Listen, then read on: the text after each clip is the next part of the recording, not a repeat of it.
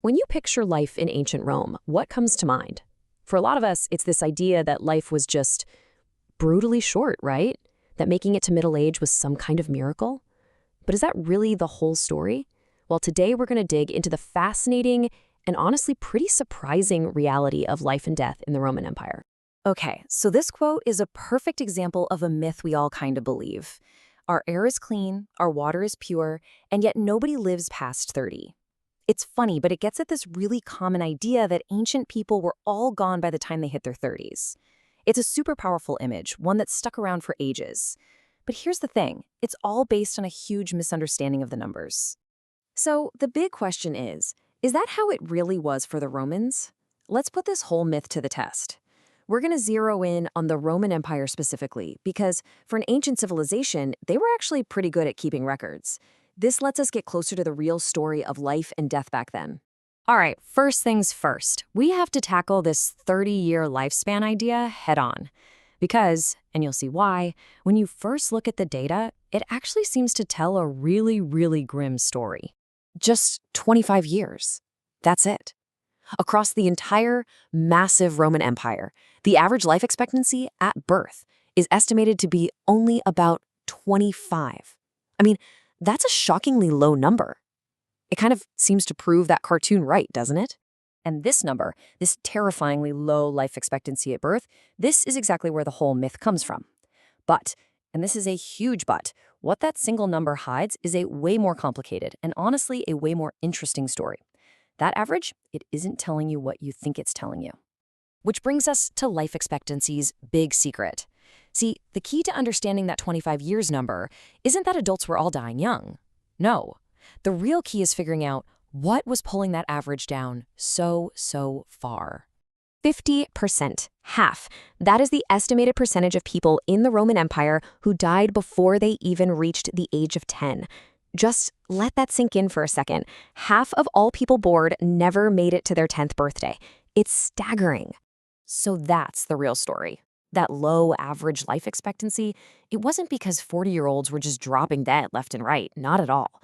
It was because this absolutely heartbreaking number of children never even reached adulthood. That's what was dragging the average down. You could say surviving childhood, that was the great filter of the Roman world. And you can see how this works in practice right here. Okay, look at age 0. Life expectancy is about 25 years, just like we said. But if you survived just that first dangerous year of life, boom, your expected age at death jumps all the way to 36.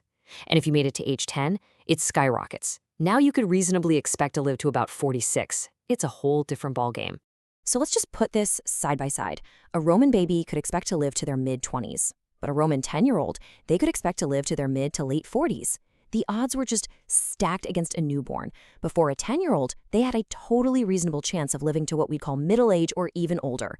The game completely, utterly changed if you could just survive being a kid. Okay, so what about the people who did make it? How old could a Roman actually get? Well, to answer that, we have to look at archaeology. And it turns out archaeologists have had their own challenges to deal with on this one. They actually have a name for this problem. They call it the invisible elderly. And it's this fascinating idea that for a really long time, the very scientific methods being used to study the past were actually hiding the very people we were trying to find. Here's how it worked. It's pretty straightforward to figure out the age of a young skeleton, right? You look at stuff like their teeth coming in, how their bones have grown.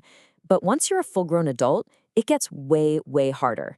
Wear and tear, it happens at different rates for everybody. So what used to happen is that archaeologists would just lump anyone over 40 or 50 into one big group, 40 plus or 50 plus. And the result?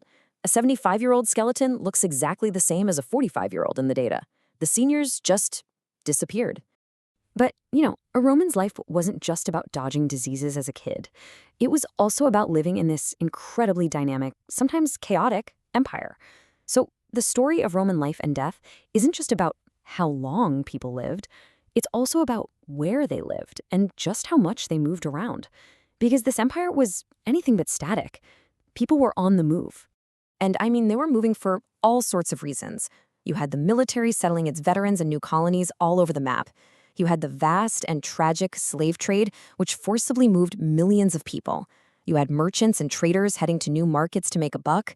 And of course, you had people just trying to find a job, get a better opportunity, or maybe even escape persecution. And people living in Rome back then? Oh, they noticed, for sure. The poet Juvenal, who was kind of a grump, complained about how much the city was changing. He wrote this famous line, saying, "The Syrian Orontes has long since polluted the Tiber." He wasn't talking about literal river pollution. He meant that a river of people, of ideas and customs, from the eastern Mediterranean was flowing into the heart of Rome. And here's the really cool part. Modern science totally backs him up. Genetic studies of skeletons found in Rome from that period show a clear, dramatic shift in the population's ancestry. The people of Rome became way more genetically connected to the eastern Mediterranean. So, yeah, Juvenal wasn't just imagining things.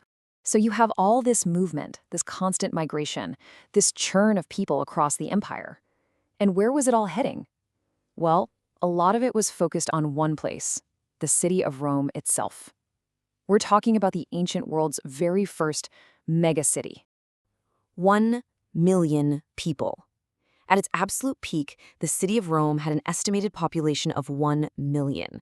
Now, to give you some perspective on that, no city in Europe would get that big again until London in the 1800s.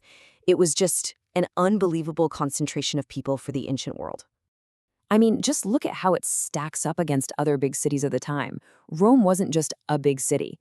It completely dwarfed its rivals. You have Alexandria, which was a huge, important city in its own right, and it had maybe 500,000 people. And most other major cities were just a tiny fraction of that size. Rome was in a league of its own. But that raises a huge question. How do you even keep a city that big going? Especially when, as we've seen, mortality rates were so high. Well, ancient cities were what experts call population sinks. Basically, more people died in them than were born. They weren't sustainable on their own. The only way Rome could maintain its incredible size, let alone grow, was through a constant, relentless flood of immigrants from every single corner of the empire. So, when you pull it all together, what does the Roman world look like? Well, it was definitely a place of high risk, especially if you were a child. But if you made it through that gauntlet, a full life was absolutely possible. It was also a world of incredible movement, where a massive, constant migration of people was the engine that powered its cities and the empire itself. Yeah, their world was perilous, but it was also incredibly resilient. And that leaves us with one last question to chew on. What does their story, this story of survival and resilience in a complex, interconnected world, what does it teach us about our own?